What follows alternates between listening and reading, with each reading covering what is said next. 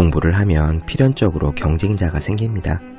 그는 독서실의 옆자리 사람일 수도 있고 스터디의 팀원일 수도 있고 늘 강의실에 첫 번째 책상을 차지하고 앉아 질문하는 사람일 수도 있습니다. 경쟁자를 의식하게 되면 자연스럽게 평가로 이어집니다. 공부를 정말 독하게 하는 사람, 요즘 슬럼프인 것 같은 사람, 역시 명문대 출신 등등등. 무슨 대학 출신, 과학고 출신, 올림피아드 출신, 사람의 등급을 나누는 무수한 꼬리표가 있습니다. 우리는 그 꼬리표를 보고 부러워하기도 반대로 주눅들기도 합니다. 물론 학력이나 경력도 그 사람을 말해주는 지표입니다. 무시할 수는 없습니다. 그러나 전부를 말해주지는 않습니다. 기왕 누군가를 평가하려면 보다 정확한 잣대로 해야 합니다. 길게 볼 때 정확한 지표는 사람의 태도입니다. 태도의 축적이 미래를 만듭니다. 태도는 머지않은 미래에 학력이나 경력처럼 가시적인 형태로 변하기 때문입니다. 그러므로 꼬리표가 아닌 태도를 통해 사람을 봅시다. 스터디를 꾸릴 때도 마찬가지입니다. 공부는 장거리 레이스입니다. 새는 가지를 골라서 앉는다고 했죠. 누구와 함께 가느냐는 굉장히 중요한 문제입니다. 그리고 이제는 눈을 돌려 여러분 스스로를 점검해 봅시다. 여러분의 꼬리표가 아니라 여러분의 태도를 스스로 평가해 봅시다. 여러분은 여러분의 꿈에 어울리는 태도를 가진 사람입니까? 365 공부 비타민 태도의 축적이 미래다의 한 대목으로 시작합니다.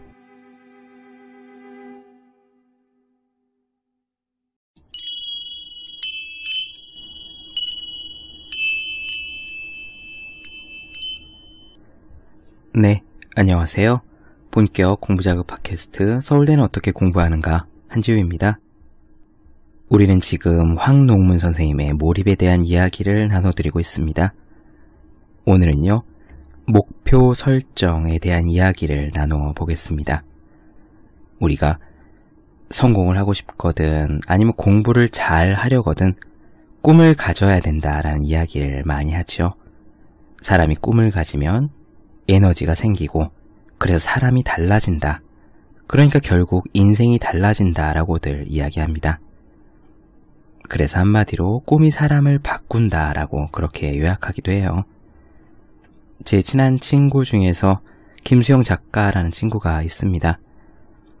이 친구는 실업고등학교를 나와서 골든벨을 울리고 연세대 들어가서 나중에 영국에 유학도 갔고 지금은 작가이자 강사로서 행복하게 살고 있습니다.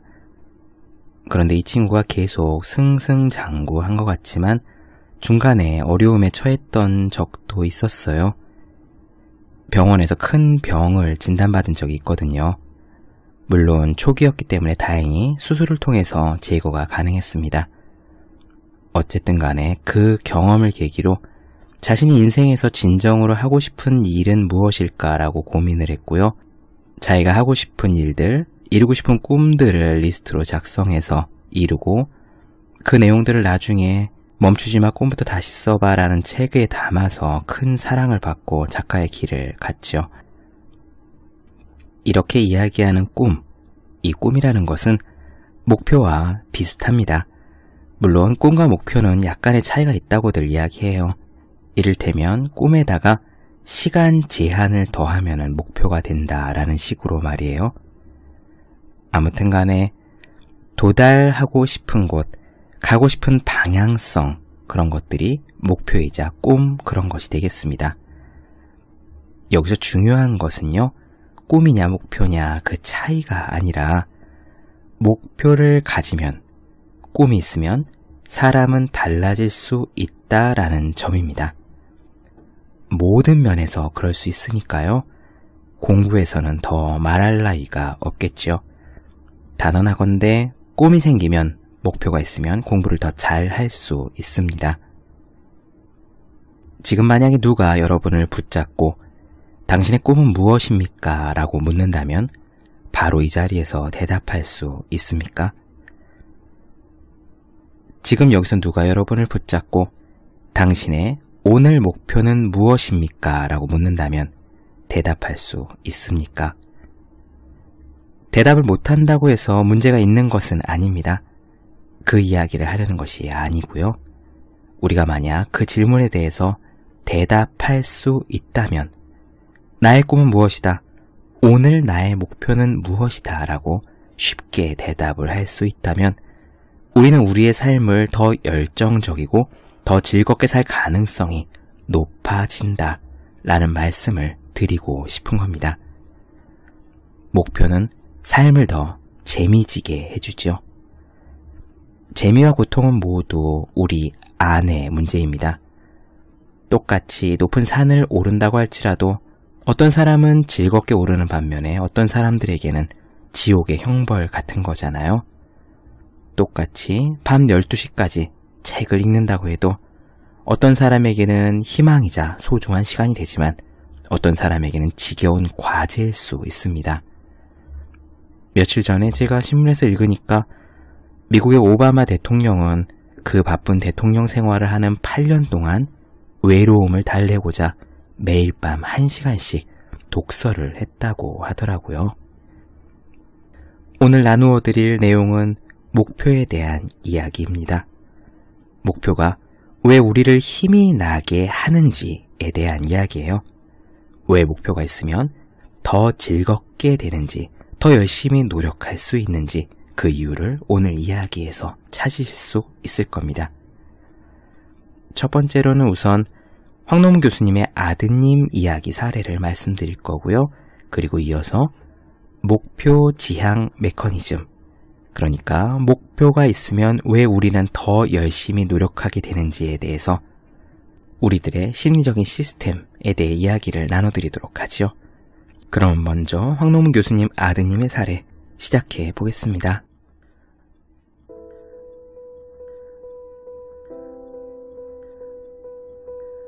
우리 둘째 아이가 고등학교에 다닐 때 일이다. 아이는 노래 부르는 것을 좋아해서 교내 합창반 동아리에 들었는데 2학년이 되면서 합창반 부장이 되었다. 그러다 2학기가 되자 학교 축제 기간에 합창반에 공연이 있어서 준비할 게 많다고 했다. 평소 어떤 일이든 하기로 마음먹었으면 열심히 하고 그렇지 않으면 안 하는 게 낫다는 철학을 갖고 있었던 나는 아이에게 3학년이 되면 어차피 공부에만 전념해야 할 테니 마지막 기회라 생각하고 한번 열심히 해보라 격려했다. 그런데 이 생각이 미처 예상치 못한 상황을 만들었다. 아이가 한 달 이상을 공연 준비에만 전념하는 것이었다. 그 전까지 30명 정도 되는 반에서 3등 안쪽을 유지하던 성적이 기말고사 때 말도 못하게 떨어져 버렸다. 내신 성적으로는 도저히 원하는 대학에 들어갈 수가 없는 상황이었다. 아이도 성적이 많이 떨어진 것에 반성하는 듯 했다. 나는 이번 성적이 너무 나빠서 내신으로는 원하는 대학에 들어가지 못할 테니 앞으로 남은 1년 고3 생활 동안 수능시험에 총력을 기울이라고 했다. 아이도 그렇게 하겠다고 대답했다. 나는 아이에게 수능시험에서 전국 수석을 목표로 하라고 제안했다. 내 말에 아이는 매일 밤을 새가며 공부만 하라는 뜻인 줄 알고 놀라는 기색이었다. 나는 공부는 무리하지 말고 평소처럼 하되 전국 수석의 목표만은 조금 더 흔들리지 말고 굳게 다짐하라고 일렀다. 그리고 하루에도 몇 번씩 이 목표를 생각하라고 했다. 전국 수석의 목표를 다짐한 이후에도 아이는 예전과 같이 TV를 보기도 하고 컴퓨터 게임을 하기도 했다. 이럴 때 아이에게 그런 식으로 해서 어떻게 전국 수석을 할 수 있겠냐는 식으로 야단을 쳐서는 절대 안 된다. 그러면 아이는 아빠가 나에게 놀지 못하게 하고 공부만 시키려고 전국 수석 같은 목표를 세우라고 했구나 라고 받아들이고 그 목표를 진정으로 가슴 깊이 생각하지 않게 되기 때문이다. 야단을 치는 대신 나는 매일 아침 출근길에 아이를 학교에 데려다주며 10분 정도 이야기하는 시간을 가졌다.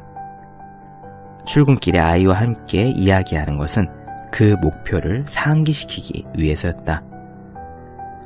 잠은 부족하지 않게 충분히 자라는 둥, 요즘 컨디션은 어떠냐는 둥 등의 격려를 하면서도 전국 수석을 하겠다는 목표는 어떤 상황에서도 포기하지 말라고 재차 당부하며 전국 수석을 해서 기자와 인터뷰할 때 할 말도 미리 준비해두라고 했다. 이때 중요한 것은 아이에게 부담을 주지 않는 것이다. 전국 수석이라는 목표를 생각하는 것이 아이에게 부담 없는 즐거운 상상이 되도록 해야 한다. 그렇게 한 달 정도 지나자 효과가 조금씩 나타나기 시작했다. 아이가 텔레비전을 보고 게임을 하는 빈도를 조금씩 줄이기 시작하더니 한 달가량 지나자 완전히 중단한 것이다. 아이의 공부에 대한 태도가 점차 바뀌면서 오히려 밤늦은 시간까지 공부를 하려고 했다. 내가 밤늦게까지 공부하지 말고 잠을 자라고 하니 아이는 불평을 하기까지 했다. 자기 반 친구는 새벽 2시까지 공부한다는 거다. 나는 남들이 어떻게 공부하든 우리 집에서는 절대로 밤 12시 이후에 공부를 할 수 없다고 단호하게 말했다. 만약 공부하는 시간이 부족해서 아쉬우면 낮에 깨어있을 때 더 열심히 하라고 했다. 그렇게 한 것은 내가 무리한 최선의 부작용을 너무 잘 알고 있었기 때문이었다. 내가 관리한 것은 2가지. 아이에게 12시 이후에 공부를 못하게 하는 것과 하루 30분 이상 땀 흘리는 운동을 하게 하는 것이었다. 아이의 변화는 목적 지향 메커니즘의 작용으로 이해할 수 있다. 전국 수석이라는 목표를 가슴 깊이 새겨서 강화시키면 그 목표와 멀어지는 행동은 불쾌감을 주게 된다.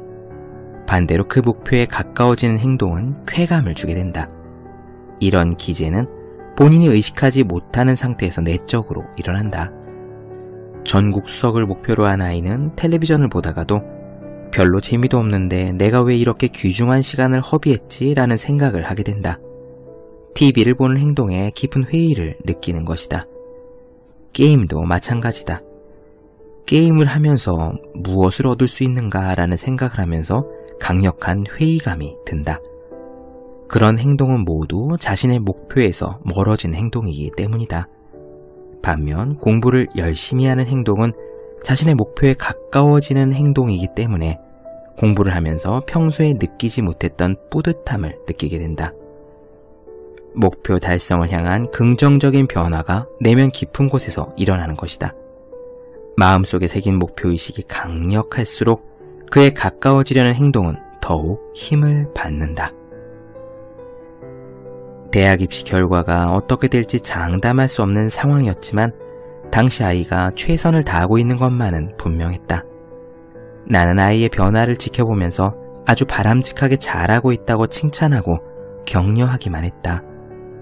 물론 최선을 다했음에도 불구하고 대학 입시에는 불확실성이 많기 때문에 좋지 않은 결과가 나올 수도 있다. 아이도 이에 대해 걱정했다. 이때부터 아이에게 가르쳐준 것은 결과에 집착하기보다 과정에 최선을 다해야 된다는 사실이었다. 그리고 최선을 다하는 것은 자신이 충분히 할 수 있는 그런 일이지만 대학 입시 결과는 자신의 영향력 밖에 있다는 사실도 인지시켜 주어야 했다. 그래서 아이에게 이런 식으로 조언을 해주었다. 입시와 같이 중요한 상황에서 내가 할 수 있는 것은 오직 최선뿐이다. 내가 보니까 너는 분명히 최선을 다하고 있다. 내가 최선을 다하는 것과 상관없이 대학 입시 결과는 나쁘게 나올 수도 있다. 그러나 대학 입시 결과보다도 이렇게 최선을 다하는 과정이 더 중요한 것이다. 그러니 대학 입시 결과에 집착할 필요가 없다. 혹시 결과가 만족스럽지 않게 나오더라도 조금도 후회하거나 실망하지 말거라. 나는 아이에게 대학 입시라는 기회를 이용해 절대적인 최선과 절대적인 만족을 체험하게 하고 싶었다.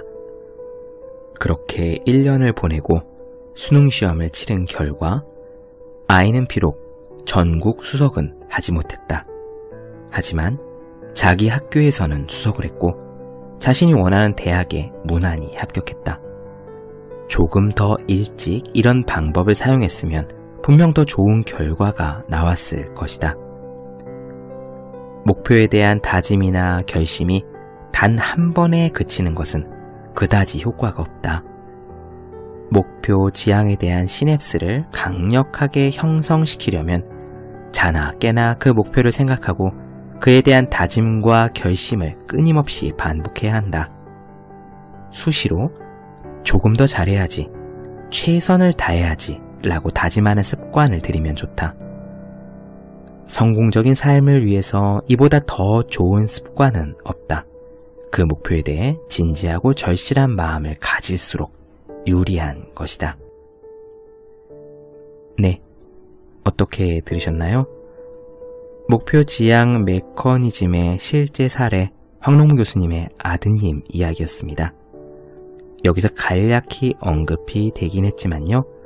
왜 목표를 세우면 우리는 그를 향해서 열심히 달려가게 되어 있는지, 목표 지향 메커니즘의 비밀은 무엇인지, 그 내용은 다음 편에 바로 이어가겠습니다.